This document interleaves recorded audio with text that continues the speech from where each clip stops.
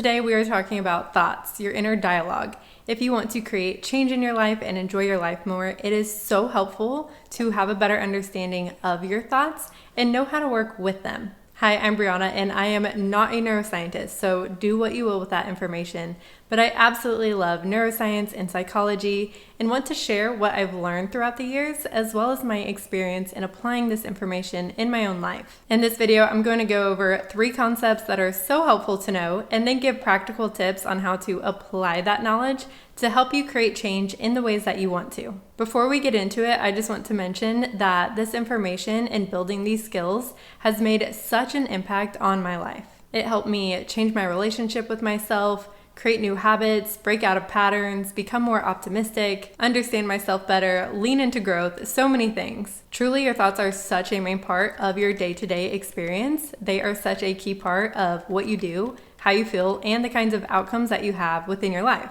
So, with all that being said, let's get into it. If you're like me, you can learn something, but you're much more likely to actually implement it or do it if you understand the why behind it. And this one is such a key concept in my opinion, like something I believe we all should be equipped with to better handle and go through life with. Your thoughts, feelings, actions, and sensations all influence each other. Some believe that it happens in a very linear fashion where your thoughts create your feelings and then your feelings create your actions, and others believe that they all influence each other. I personally believe it's more like this based on my experiences and observations, but the point is understanding how these all influence each other and understanding just how important and influential your thoughts are. What you think has such an influence on how you feel and what you do. If you think there's no point to doing something, you're less likely to do it. If you think you're capable of something, you're more likely to go after it. If you think, I'll just do it tomorrow, you're probably much less likely to do it. If you think someone doesn't like you, you're less likely to reach out to them. If you think you love working out, you're more likely to work out. Of course, it's not exactly this simple, but this helps explain the concept. There are layers to it, right? We have more simple thoughts like a thought of, I don't feel like cleaning up the kitchen, making you less likely to clean up the kitchen. But this also goes for really deep-seated thoughts and beliefs around things like worthiness, perfectionism, who we think we need to be. But the point that I want to drive home is that our thoughts have a massive influence on how we feel and what we do. So if we want to change how we feel and what we do, we can make a massive difference by changing how we think, which is probably why mindset is such a hot topic. I think one of the most life-changing things is better understanding what thoughts are and changing our relationship to them. It is so important to know that our thoughts are not truth, they are not fact, and they are not necessarily us. Just because our brains say something does not mean that it's true or what we truly believe. The thoughts that float through our head can come from so many places.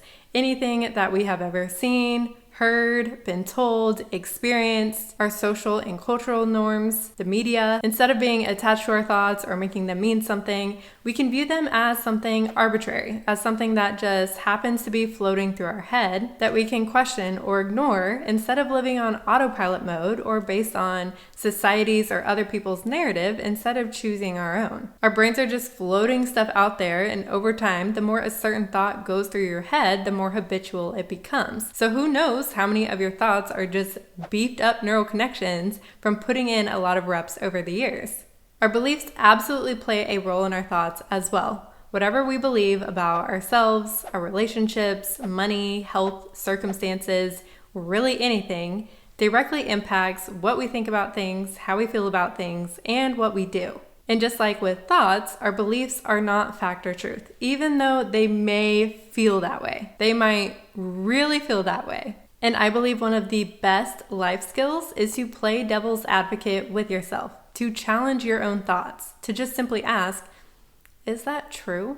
And if you feel like you don't know what your beliefs are, that's okay. All you really need to do is start paying more attention to your immediate responses and reactions to things, and that will start shedding some light on what your true deep down beliefs are.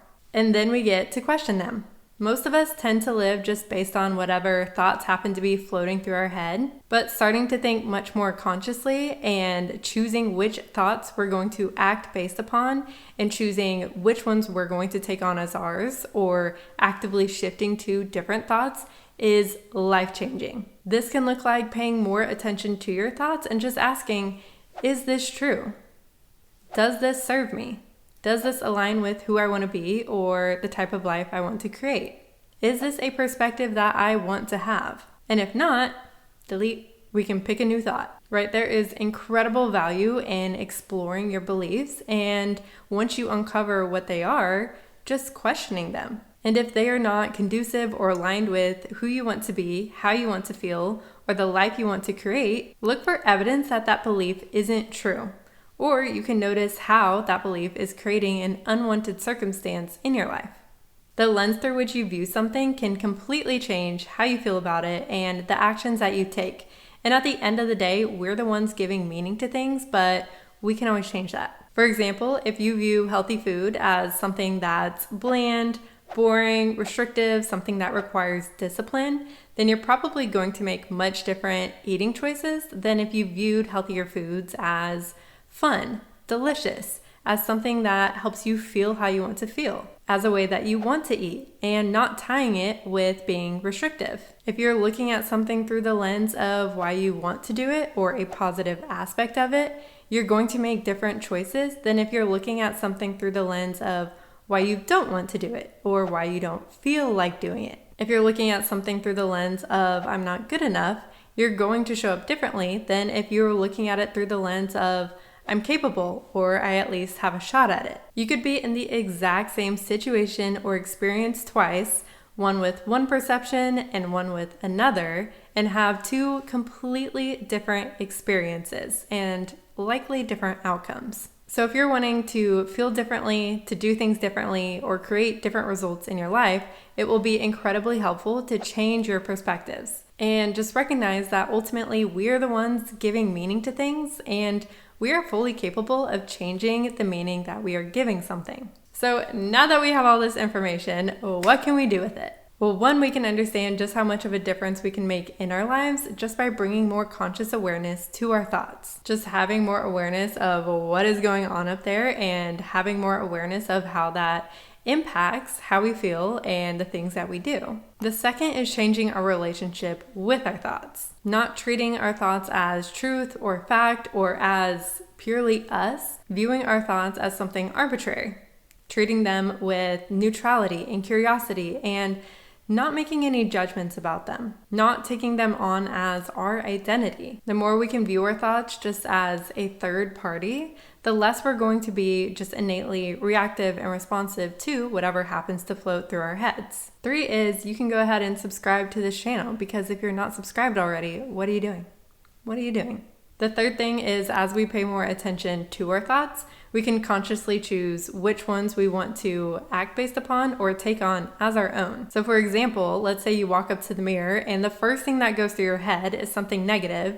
You can notice that, maybe even recognize it as a habitual thought loop, and just be like, no, wait, I'm actually so cute. Because at the end of the day, you get to choose what you believe and think. And it doesn't mean that you have to switch into something that feels like what it's supposed to be or what you're supposed to think or something super far-fetched, right? For this example, maybe telling yourself that you are really beautiful doesn't feel super resonant, but you can go, oh, you know what? My hair looks really good today. I have a really nice butt. Or you could shift your focus to something else so that your brain doesn't go down this hill of these negative thoughts that lead to negative feelings, and then you start your day off not feeling super great. Or let's say your partner cleaned up their dishes, but not yours, and your brain immediately goes to, why aren't they wanting to help me? Why aren't they wanting to support me? It would be so simple to have just washed mine too. And you can be like, okay, brain, wait a second. I can do my own dishes. It's not a big deal. And if it really is important for me to feel like we're in kind of a teammate partnership, that we help each other in this way, I can literally just go bring that up to them and let them know how I feel. Remember when I brought up playing devil's advocate with your beliefs and thoughts earlier? Trust me, it will make a difference in your life. Simply starting to just question your thoughts and ask, is that true? Can make such a difference. And the fifth thing is that knowing our thoughts play such a huge role in what we do, we can leverage that to our advantage. We can actively choose the thoughts that are going to get us to do the things that we want to get ourselves to do. Say that 10 times fast. Right? We might wake up early to an alarm to work out, and our first thoughts are, I'm too tired. I really don't feel like going to work out. I don't feel like getting out of bed. And maybe those are the thoughts that we're used to having, but we can notice those thoughts and be like, yeah, no, I am tired, but I can get up.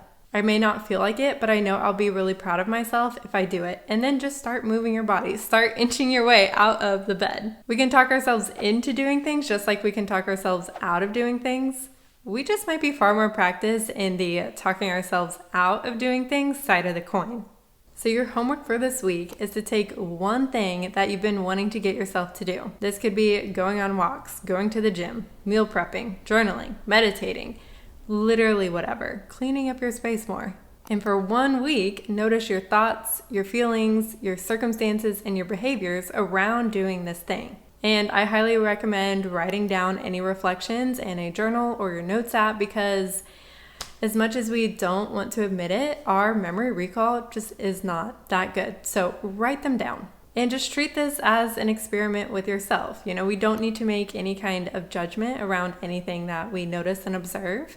You can think of it like you're a scientist just running an experiment, and you are just collecting data and observing. So for example, let's say I'm trying to get myself to go work out more. When it comes time for me to work out, both when I go and when I don't go, what kind of thoughts are going through my head and which ones contribute to me going versus when I don't go? What are the circumstances around when I go versus when I don't go? And just really start paying attention to how your thoughts contribute to what you do versus what you don't do throughout the week. So I really want to know, what is an insight that you had while watching this video? Go ahead and leave it in the comments below. It's so helpful when we all share our insights, because that can be really helpful for others too. Thanks so much for watching. If you have any questions, go ahead and just leave a comment with that as well. Make sure you subscribe and hit the like button and help support the channel. Thank you so much for being here, and I will see you in the next video.